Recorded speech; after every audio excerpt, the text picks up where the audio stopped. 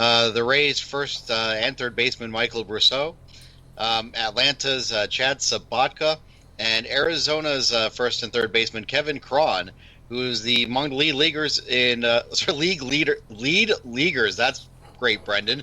League leaders in home runs. Rubber baby Bubby Bunkers, something like that. There's a couple guys. I really like Barreto. I think he's going to be a good player one day. I know he's only 1 for 13 so far. Hey, well, they finally committed to giving him the starting second base job. They're going to move around Jerks and Profar as kind of a utility man. This is what they haven't done. The last couple of times they've had Barreto up, they've just had him on the bench as a bat, and it just doesn't make sense to bring a prospect like that up and not give him every day at bat. So I think they're doing it right this time, and I'm hopeful. Well, that's good news. If that's the case, I would, not in 12-team leagues, but in deeper leagues, he's an ad. Barreto, that guy's got all the talent in the world. Hit 25 home runs last year, 290 average. He's everything. I mean, it's strange enough. It's like Simeon has really turned things on at short for Oakland this year, but he's everything that you wanted out of Simeon. This guy's got the talent for. Michael Brousseau, I talked about before, but he had 15 home runs at Durham, and he's actually hitting quite well in the pros. Those are the two guys I like in that grouping there. Also being recalled is San Francisco first baseman and outfielder Austin Slater, who I think, fun fact, is not an actual person, but is the character that was played by Sylvester Stallone or Arnold Schwarzenegger in any given 80s or 90s action film. Wow. I thought or Dolph Lundgren. Oh, yeah, him too. I thought you were going to go with the Saved by the Bell reference, considering your Oh, how dare you, sir. Your youthfulness. Because his name is Austin. His middle name is probably Chuck or something, A.C. Slater. Oh, yeah, that too, yeah. New York Yankees first baseman Mike Ford, St. Louis first baseman outfielder Rangel Ravello, and Tampa Bay first baseman Nate Lowe. Lowe, however you want to say it. We do look forward to announcing Mike Ford being on the IL sometime next week.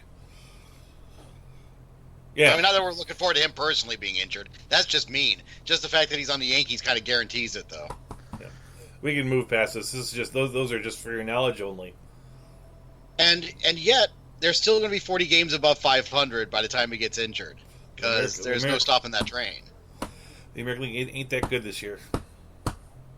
Among the send-downs this week, prospects Yu Chang for Cleveland and Albert Alzolay for the Cubs. Right. Pitchers Derek Rodriguez for the Giants. Tom Eshelman for the Orioles after that spot start that we noted. And how are the Rays going to get all their wins without Ron Yarbrough, Doug? They're cycling through with 8 pitchers, and Yarbrough's going down for 10 or 12 days now. So it's the way you keep the...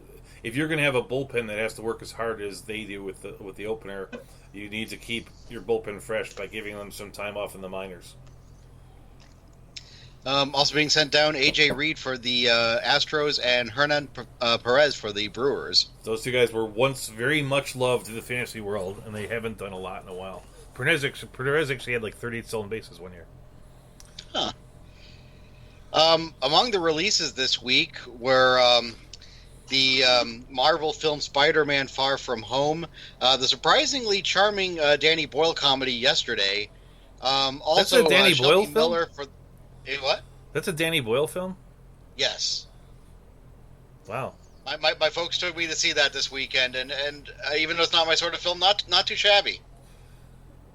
I guess. Dad told me Slumdog Millionaire was charming. I was like.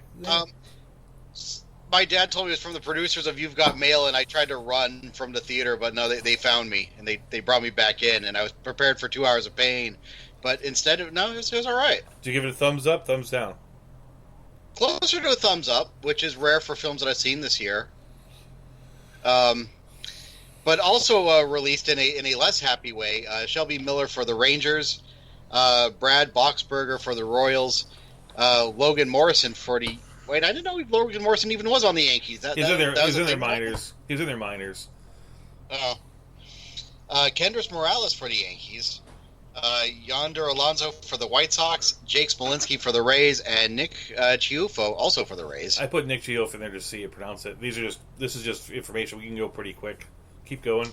And among those who were granted free agency this week, Carlos Gomez from the Mets and Carlos Gonzalez from the Cubs. Cargo and Cargo.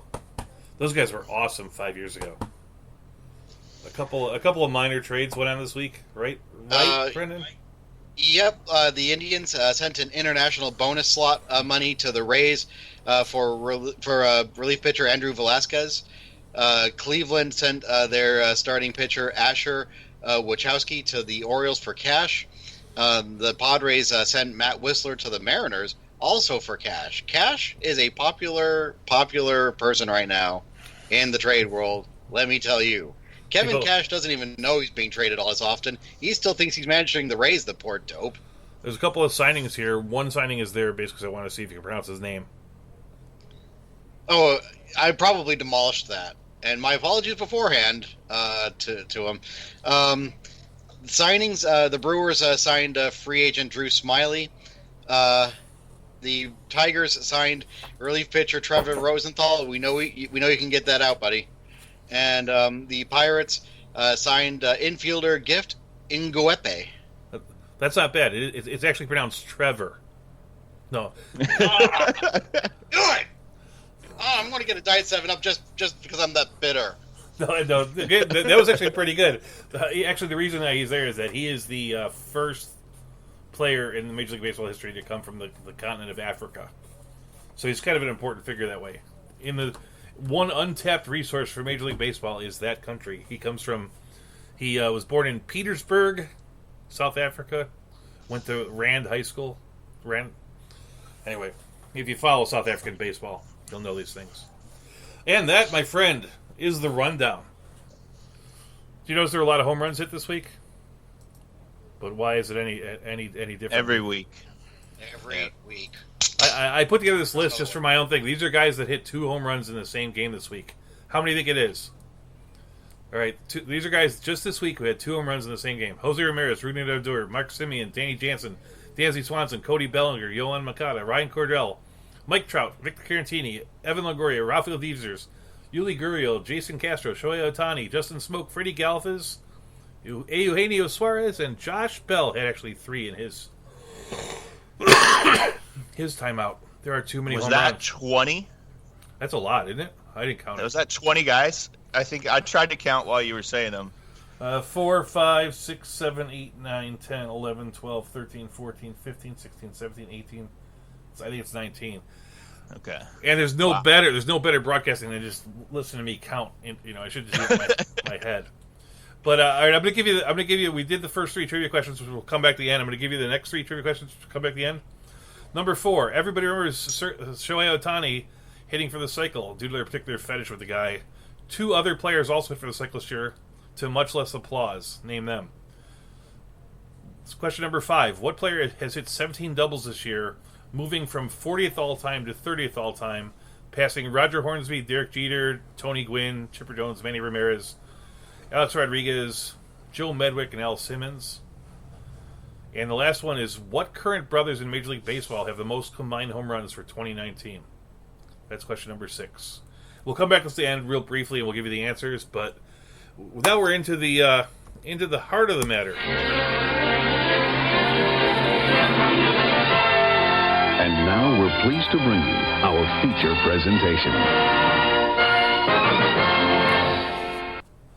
Last week we kind of cut short on Brendan's question because we only had about 3 minutes, so we're actually going to get back to that. The question was, who do you see is going to get to be who's going to be better for the second half of the year, or who's going to be worse? I think we're going to focus more on who's going to be better, and we're going to talk about what we look at that makes us decide these sorts of things. So I do really want to quickly, because we didn't do it before, shout out to the chat room.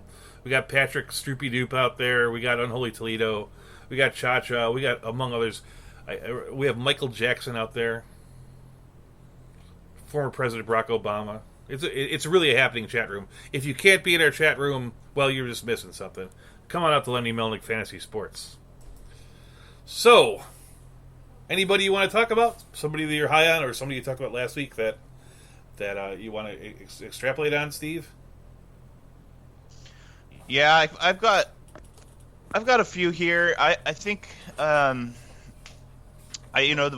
best way to kind of see where the trends are headed is to kind of take some snapshot views, and I like to use the Fangraphs website. They've got a pretty nice website, pretty customizable. You can, set custom date range that you want to look at things and things like that. So there's a couple guys that are pretty likely available in all your leagues that I think are kind of flying under the radar. I got one pitcher and one hitter.